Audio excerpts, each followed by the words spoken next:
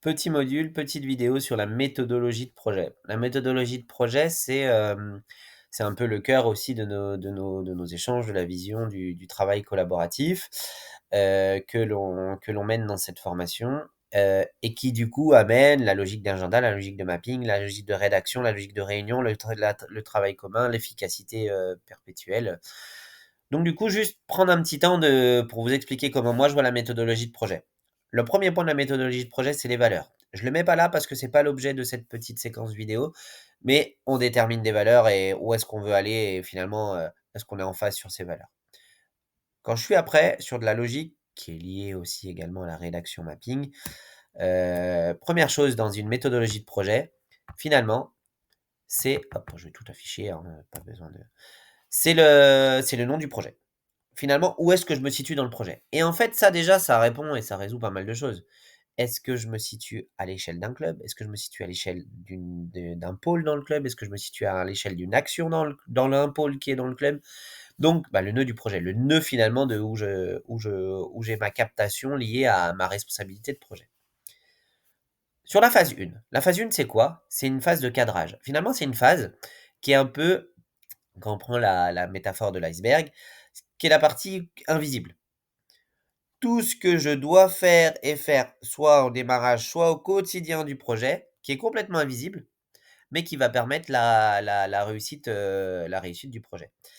Concrètement, tout ce qui, quand je prépare une séance, la préparation, l'appel à mon éducateur, le fait de prévoir les joueurs, de prévoir le matériel, toutes ces choses-là, c'est des choses invisibles puisque, bah, quand je prends l'action même de faire une séance, personne n'a vu, ces choses-là. Toutes les choses de réflexion, tous les éléments de diagnostic, les lectures que je peux avoir, la formation que je peux me faire et que je peux prendre et que je peux faire pour être meilleur, éducateur, être meilleur salarié, être meilleur, commercial.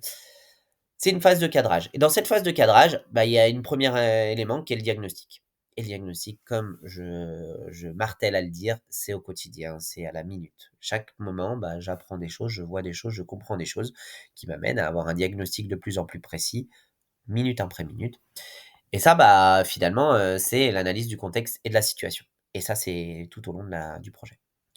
Deuxième point, c'est les gros axes de développement. Ça, c'est quoi? C'est le choix stratégique. C'est quel axe d'amélioration on pense avoir dans le projet?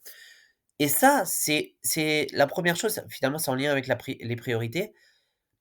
C'est les premières logiques de projet qui doivent sortir du diagnostic et de dire: «OK, par rapport au diagnostic, par rapport à tout ce que j'ai, quels sont mes axes que je veux travailler?» Je prends un exemple.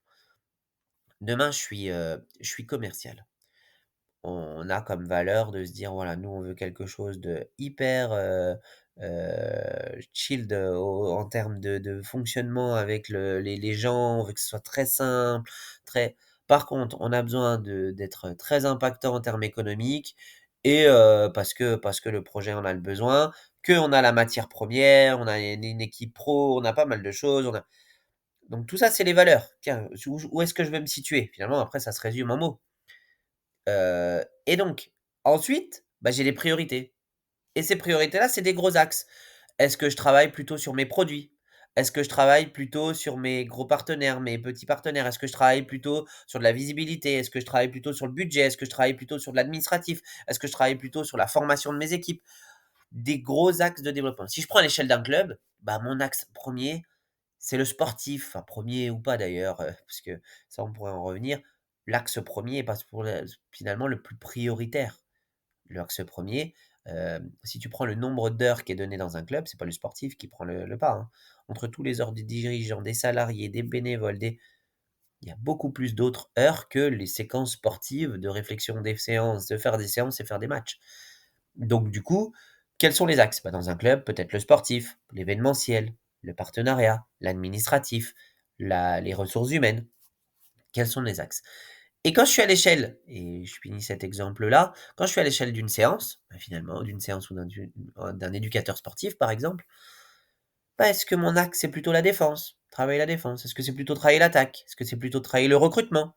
Est-ce que c'est plutôt travailler, les installations? Bah, ça veut dire quoi? C'est que en fait, bah, de me dire: «Putain, pendant le démarrage de mon activité de coach, est-ce que je peux pas optimiser le matériel, les installations, avoir un peu plus de terrain, un peu plus d'espace, optimiser l'espace?» Parce que je sais que finalement, si je fais ça pendant un mois, travailler avec les équipes, faire en sorte que les éducateurs comprennent, bah, peut-être que je vais optimiser toute mon année et faire en sorte que les joueurs seront dans une meilleure condition. Donc quelles sont mes priorités?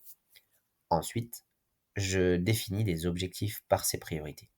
Je suis en capacité de me dire, chaque priorité, chaque axe d'amélioration, bah, j'identifie des objectifs. OK, j'ai défini que je devais travailler le recrutement et l'attaque cette année, ou en tout cas sur cette première partie d'année, parce que c'est important pour moi. Quel objectif je me fixe? Dans le recrutement, d'un éducateur sur spécifique 3e mêlée ou spécifique gardien de but ou trop spécifique shooter à 3 points. Vous avez bien compris que je suis plus au foot que les autres sports, mais peu importe.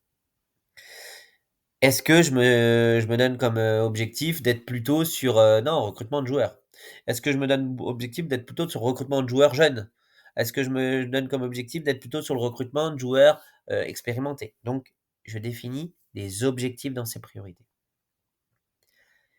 Et ensuite, j'identifie des actions à peu près identifiées dans le temps, mais des actions plus ou moins grosses, importantes, plus ou moins impactantes, mais des actions, pas du quotidien, pas les to-do list, mais de dire, OK, j'ai défini que c'était le recrutement. Pour ça, je veux qu'on aille voir des matchs et avoir une séquence qui nous permet d'avoir des listes. Je vais pas mettre créer un fichier Excel, je vais pas mettre tout ça. Mais je vais être plutôt, parce que ça, c'est ma to-do list du quotidien pour arriver à cette action-là. Mais OK, créer des fichiers qui nous permettent d'avoir des listes de joueurs. Créer une grille d'entretien qui me permette de pouvoir rencontrer des éducateurs pour pouvoir leur proposer de venir chez moi, et cetera, et cetera. Et ça donne finalement que bah, dans la méthodologie de projet liée au mapping, le nœud principal, c'est le nœud du projet. Tout ce qui est pas visible dans le mapping, mais qui est dans les notes, dans les petites bulles, que je vous remontrerai juste après, bah, c'est les éléments du diagnostic. Et après, branche 1, priorité, branche 2, objectif, branche 3, action. On peut avoir des sous-objectifs, des sous-priorités, axes d'amélioration. Par exemple, si je mets sportif, bah, je peux très bien avoir des sous-axes en disant l'équipe technique, l'entraînement, je peux avoir des sous-axes. Mais de manière générale, branche 1, priorité, donc les axes, branche 2, objectif, branche 3, action. Et puis bah après, j'essaye dans cette partie de conduite, pardon, excusez-moi, d'identifier bah, ce que je peux faire, ce que je peux pas faire. Est-ce que mes actions, elles ont été bonnes finalement? Est-ce qu'elles ont été réfléchies d'une manière où, ou en tout cas quand je réfléchis aux actions, bah, que j'ai assez de ressources. Si je dis demain, aller voir 200 terrains, 200 matchs en termes d'objectifs, puis que je me rends compte que je suis tout seul et que j'ai pas d'équipe ou j'ai pas, bah, il y a des actions que je pourrais mener, des objectifs que je pourrais mener, des autres non, et je régule. Et après, je les organise dans le temps et je suis dans une capacité de conclure, de se dire: «Bah, OK, est-ce que ça a marché, pas marché?» J'évalue.